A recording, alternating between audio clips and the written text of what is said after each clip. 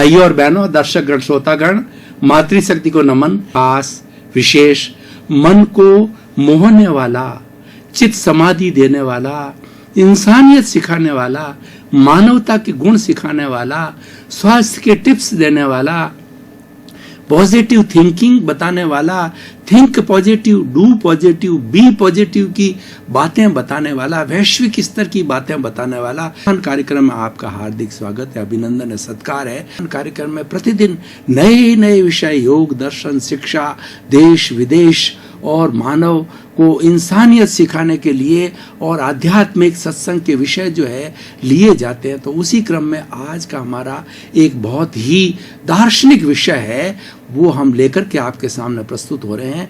आज का विषय है संग्रह नहीं, संयम करो। भाइयों और बहनों, दर्शकगण, श्रोतागण, दो शब्द हमारे सामने आ रहा है, एक संग्रह है, एक संयम है, एक दूसरे के ऑपोजिट है, ये रेसिप्रोकल है और इनका एक दूसरे की भिन्नता है। इसके अंदर एक दूसरे के लक्षण अलग अलग हैं, एक दूसरे की भावना अलग अलग है। हमें दोनों को समझना है। सबसे पहले हम संग्रह को समझेंगे। देखिए, संग्रह की बात करें तो दो बातें आती है, एक नीड और ग्रीड।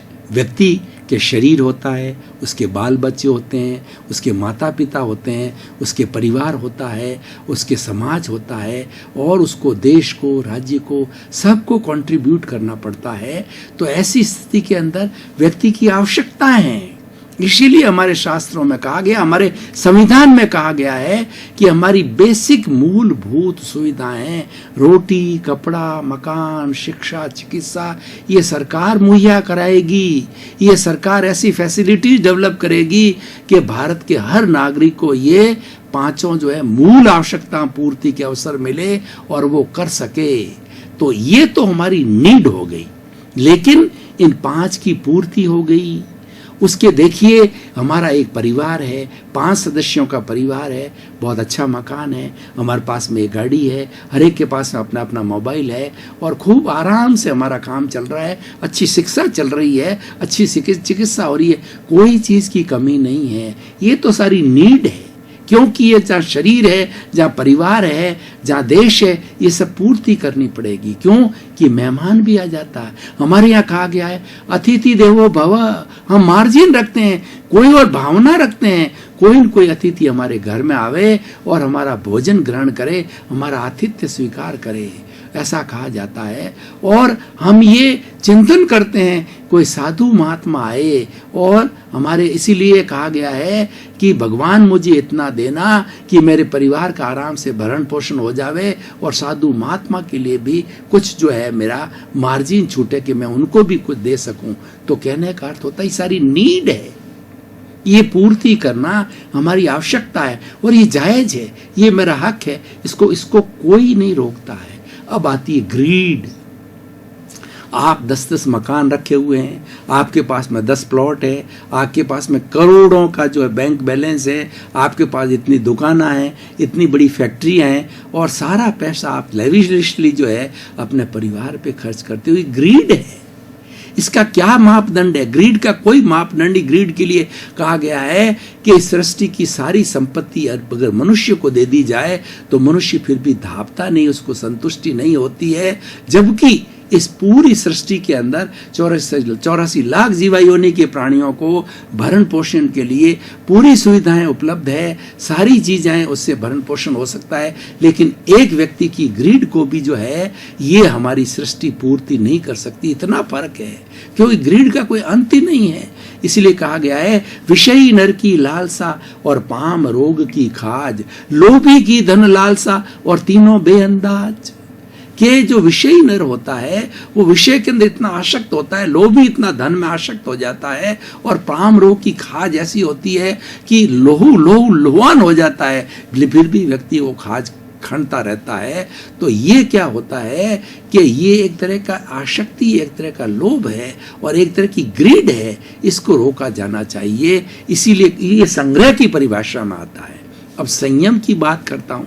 अगर आप मुझे कहो कि भारतीय संस्कृति में से एक सुंदर ऐसा शब्द निकालो कि हम अपने जीवन के अंदर ढाल दें, अपने परिवार के अंदर ढाल दें, एक ऐसा नियम हमको बता दो, एक शब्द ऐसा बता दो कि तो क्या है कि हमारा परिवार बहुत अच्छा आराम से चले। भाई और बहनों, दर्शकगण, वो शब्द है संयम। आपका मनुष्य नहीं, परिवार नहीं, पूरा चराचर जगत, पूरा 84 लाख की जीवा योनियों को अगर संयम शब्द अभ्यस्त हो जावे, आत्मसात हो जावे, हृदयंगम हो जाए, तो किसी को कोई तकलीफ नहीं होगी, शांतिपूर्ण से अस्तित्व होगा, सभी जिएंगे, लिव एंड लेट का फॉर्मूला लागू हो जाएगा। संयम, सर्वभूतेषु संयम अहिंसा। सारे जितने भी हमारे धार्मिक ग्रंथ है, अहिंसा माँ की कोख से जनते हैं। अहिंसा सर्वभूव खेमयंकरी। अहिंसा जो है सर्व कल्याणकारी है और सबका भला करने वाली है। इसीलिए हर प्राणी के जीवन के प्रति संयम करना वो अहिंसा है। संयम का अर्थ होता है संकोच करना। हमारी इंद्रियों को खुला मत छोड़ो, हमारे मन को खुला मत छोड़ो, हमारी बुद्धि को खुला मत छोड़ो, उस पर अंकुश करना संयम कर कहलाता है। इसीलिए एक हमारा जैन संदर्भ को मैं देना चाहता हूँ कि जो है वहाँ पे भगवान महावीर के शिष्य गौतम ने भगवान से पूछा कि हमें ऐसा सूत्र दो ताकि हमने संन्यास ग्रहण कर लिया है तो हमारा जीवन जो है वो कर्म मुक्त हो, हमारे कर्मों का बंधन हो। तो भगवान महावीर ने कहा, जयंग चरे जयंग चिट्ठे जयंग मासे जयंग सये भोजंतो भासंतो पाव कमंग न बंधई। तुम जैना से चलो, जैना से खाओ, जैना से उठो, जैना से सो, जैना से सब काम करो, सावधानी से, केयरलेसली, विवेक से, किसी प्राणी को कष्ट न हो। चल के देखो तो गमन योग करो कि मेरे पांव के नीचे कोई छोटा प्राणी नहीं आ जावे, और बोलो तो ऐसा बोलो कि मेरे कहने से किसी को कटाक्ष न हो जावे, किसी को दुख न पहुंचे। और हमारी जो हमारी स्त्री की सारी इंद्रियां हैं, आप रूप देखो, भगवान का रूप देखो। आप ये जो श्रवण इंद्रियां हैं, प्रभु भक्ति के गीत गुन सुनो, उससे क्या होगा, आप एक अच्छे इंसान बनाओगे। आप कामुकता के गीत सुनोगे तो क्या होगा, समाज में अनैतिकता होगी, आप अब्रह्मचारी बनोगे और आपके जीवन का नाश होगा। जितना जितना संयम करोगे उतना उतना आपके जीवन का विकास होगा, उतना उतना आपके जो कर्मों का बंधन रुकेगा। और साथ साथ के अंदर इसके बहुत से बड़े फायदे हैं। कैसे फायदे मैं बताना चाहता हूँ। मान लीजिए एक घर के अंदर 5 सदस्य है और हर व्यक्ति संयम करता है। जैसे भोजन की बात होती है तो भोजन को 5 के अंदर बराबर बंटना चाहिए, लेकिन एक व्यक्ति कहता है कि अगर अच्छा भोजन बना हुआ, अच्छा सीरा बना हुआ हो जाता, वो अकेला खा जाता है तो चारों को बड़ा दुख होता है। और ये संयम नहीं है।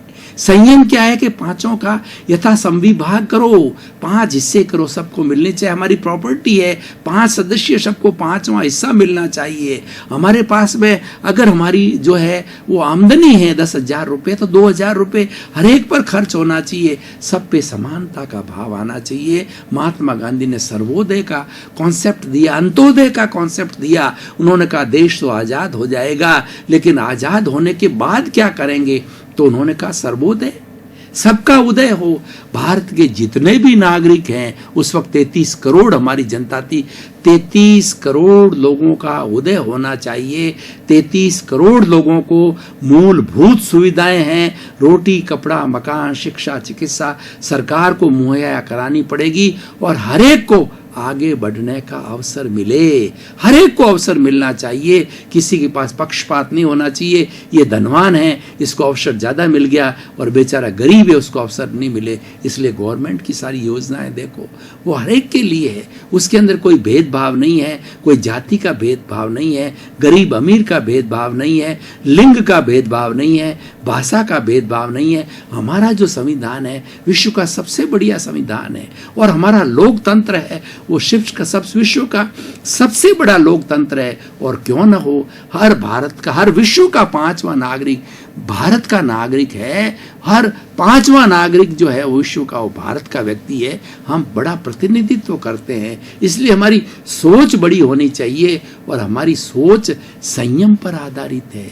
हम दूसरे को सम्मान देते हैं। हमने भारत का पूरा आप इतिहास उठा करके देखो कि भारत ने कभी भी किसी भी देश पर हमला नहीं किया। भारत तो हमला को बुझाना चाहता है, भारत आग लगाना नहीं चाहता है, लगी हुई आग को बुझाना चाहता है। मैं आपको उदाहरण दूं भाई और बहनों, दर्शकगण, श्रोतागण, हमारा जोधपुर शहर अपनायत के लिए प्रसिद्ध है। अगर कोई भी दो गुटों के बीच में झगड़ा हो गया, दो व्यक्तियों के बीच में झगड़ा होगा, तो सभी लोग आएंगे, उनको लड़ाएंगे नहीं। बहुत सी ऐसी संस्कृतियां हैं कि वो दो गुट बन जाएंगे और लड़ने लग जाएंगे, हाथापाई करने लग जाएंगे, लाठियां चलने लग जाएंगी। लेकिन हमारे यहाँ अपनायत है, हम दो गुट क्या करते हैं, एक को इधर खींचते हैं, एक उधर खींचते हैं, ताकि झगड़ा बुझ जाए और उनके बीच में आकर के वो जो क्षमा मांगते हैं, भाई दोनों की तरफ से मैं क्षमा पाती हूँ, मैं बुजुर्ग व्यक्ति हूँ, आप दोनों मत लड़ो, लड़ाई को बंद करो, लड़ाई में कोई फायदा नहीं, लड़ाई में लड्डू नहीं बढ़ते हैं, लड़ाई में नुकसान ही नुकसान है, 100% नुकसान है।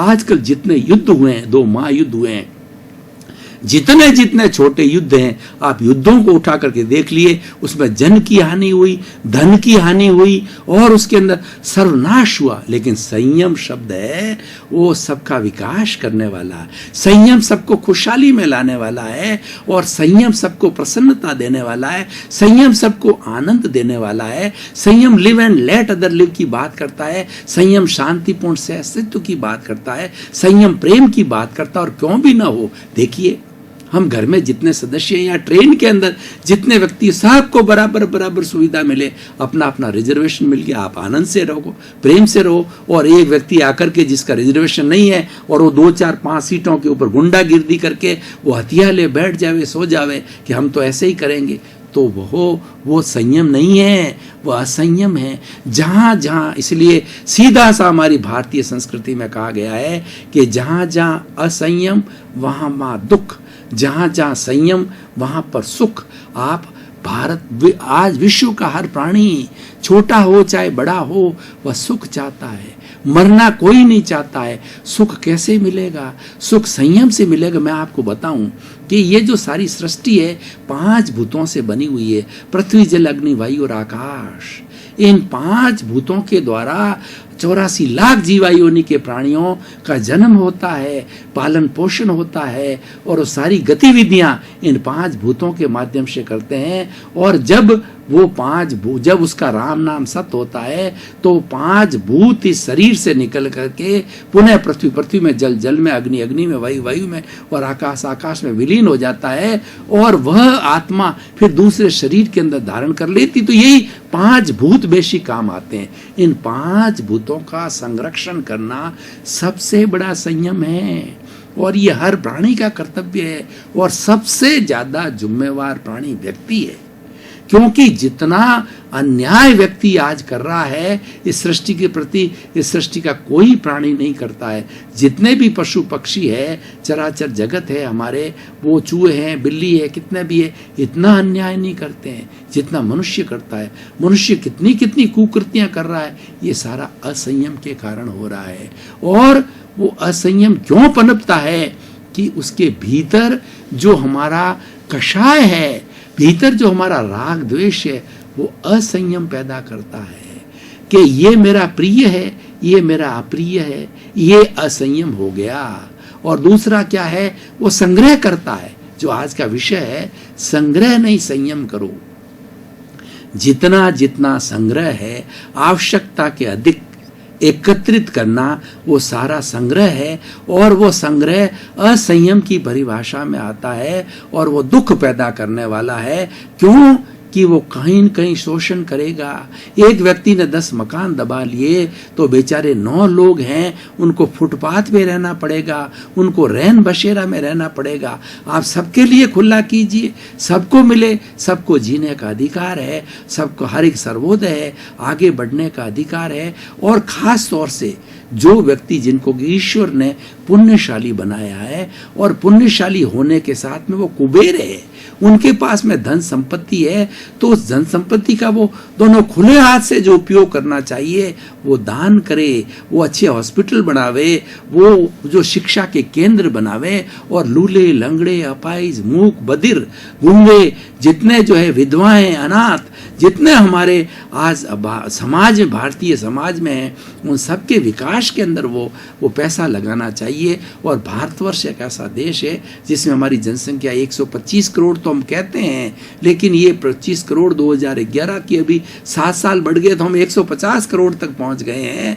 तो और आज चीन की हम बात करें तो हमारे कागजों में, लेकिन अगर हम वास्तविकता से देखते हैं, चीन से बड़ा नहीं, विश्व का सबसे बड़ा जो जनसंख्या वाला देश है वो भारत है। तो यहाँ पर हमारी 50% जनसंख्या है वो पॉवर्टी के नीचे है, आज बिलो पॉवर्टी है।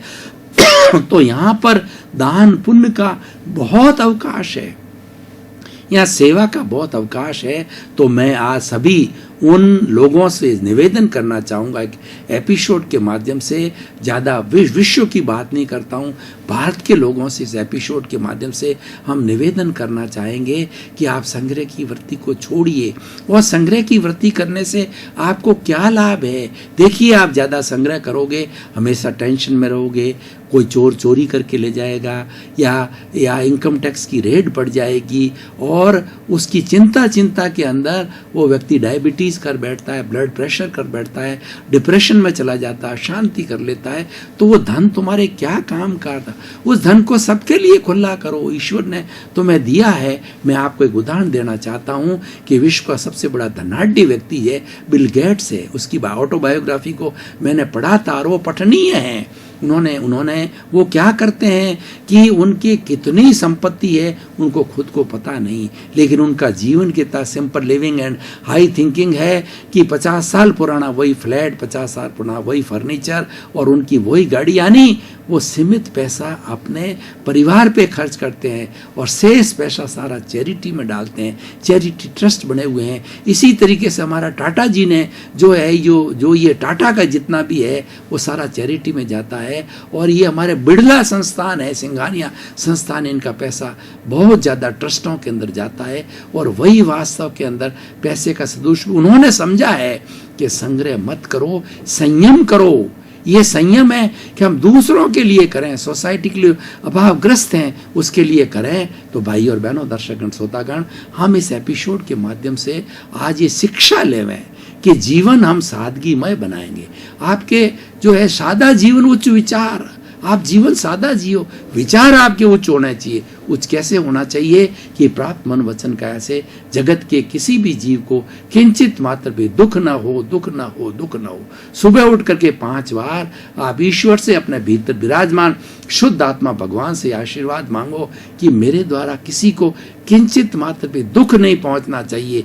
जब ये बात आप सोचेंगे तो ऑटोमेटिकली आपके अंदर संयम आ जाएगा।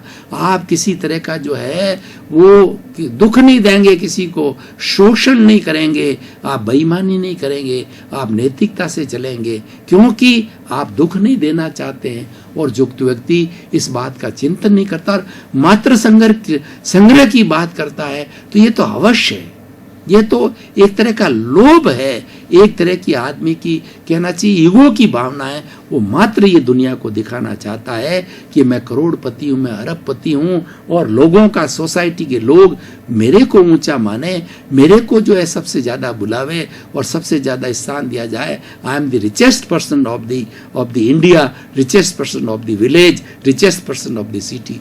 लेकिन भाई और बहनों, दर्शकगण, श्रोतागण, ये सब चीजें नाशवान हैं। आप अविनाशी की बात करो। अविनाशी संयम सिखाता है और ये नाशवान चीजें संग्रह सिखाती है। वो आपके भीतर विराजमान शुद्ध आत्मा भगवान, क्या आपने कभी उसका चिंतन किया? वो अविनाशी है, वो अनंत ज्ञान वाला है, वो अनंत दर्शन वाला है, वो अनंत शक्ति वाला है और अनंत सुख का धाम है। क्या आप मुझे बता सकते हो कि आपकी इतना बड़ा संग्रह की हो, जो कुबेर जो आप कहलाते हो, अरबों की संपत्ति क्या आपके साथ जाती है? होगा क्या कि आपने संपत्ति इतनी इकट्ठी कर ली तो आपकी संतान लड़ेगी। आपको पता है कि रिलायंस ग्रुप के अंदर पहले झगड़ा चल गया था, वो तो भगवान का भला हो और कोकिला बहन ने उसको आराम से सल्टा दिया और भाई भाई के बीच के अंदर ये मित्रता हो गई और फिर से रिलायंस ग्रुप जो है दोस्ती के कारण और भाईचारा के कारण पुनः जो है वो बड़ा हो सकता है। लेकिन वो जो अगर उस तरीके से झंझट में चले जाते, झगड़े में चले जाते, तो विनाश की ओर चले जाते थे।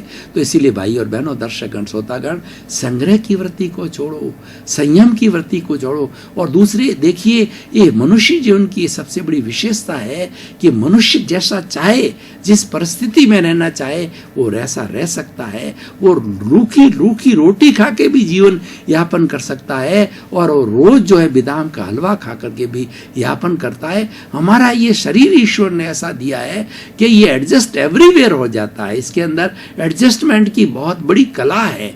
ईश्वर ने इसको ऐसा बनाया है कि ये सुख में, दुख में, मान में, अपमान में, प्रतिष्ठा में, अप्रतिष्ठा में, राग में, द्वेष में, प्रियता में, अप्रियता में, हर जगह एडजस्ट हो सकता है। लेकिन निर्णय आपका है, आपको कौन सी दिशा लेनी चाहिए, संग्रह की दिशा लेनी है या संयम की दिशा लेनी है। इसलिए कहा जाता है कि आप नजर बदल दो, आपका नजरिया बदल जाएगा। आपकी जो रॉन्ग बिलीफ है उसको खत्म कर लो। रॉन्ग बिलीफ क्या है? संग्रह है।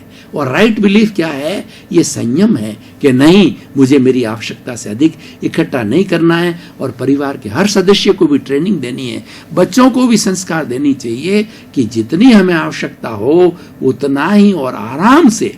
ये नहीं कि हम कोई अभाव देखें, हम आराम से जीवन यापन करें, सुख से जीवन यापन करें, उतना ही संग्रह करें, उतनी चीज़ों का संग्रह करें, उतनी चीज़ों को परचेज करें। आप देखिए, महिलाओं को देखिए, महिलाएं जब मार्केट में जाती है तो कितना परचेजिंग करती है। सैकड़ों साड़ियाँ भरी पड़ी है, जगह नहीं है घर में रखने को, फिर भी नई खरीद के ले आती है, ज्वेलरी खरीद के ले आती है, चप्पल खरीद के ले आती है।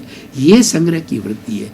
क्या आवश्यकता है आखिर? और उसके बाद में देखिए कॉस्मेटिक, अरे जितने कॉस्मेटिक बने हैं, वो कहते हैं हम रूप को श्रृंगार कर रहे हैं। अरे भैया, भीतर के रूप को देखो, वो अच्छा रहना चाहिए। बाहर का रूप 19 है, 20 है, उससे कोई फर्क नहीं पड़ता है, लेकिन भीतर का रूप है तो बाहर का रूप सुंदर बन जाएगा। इसलिए भीतरी रूप को ज्यादा, सौंदर्य जो भीतर का सौंदर्य है, जो कि आध्यात्मिकता का सौंदर्य है, अच्छे गुणों का सौंदर्य है, अच्छे विचारों का सौंदर्य है, पॉजिटिव थिंकिंग का सौंदर्य है, उसको ज्यादा महत्व दिया। जितने कॉस्मेटिक्स से, कितना लेडीज कॉस्मेटिक्स यूज करती है। दर्शकगण, श्रोतागण, भाई और बहनों, बहुत बहुत धन्यवाद, आपको साधुवाद, आपके प्रति कृतज्ञता। कार्यक्रम आज काफी टॉक ऑफ द टाउन बना हुआ है। आप देखते हो, लोगों को प्रोत्साहित करते हो, आपको देखते रहिए, हमें भी बड़ा आनंद आ रहा है, आपको भी आनंद आ रहा है। हम भी नए एपिसोड, नए तरीके से जो हमारी समसामयिक समस्या है और जो हमारी समसामयिक सोच को कैसे डेवलप करना,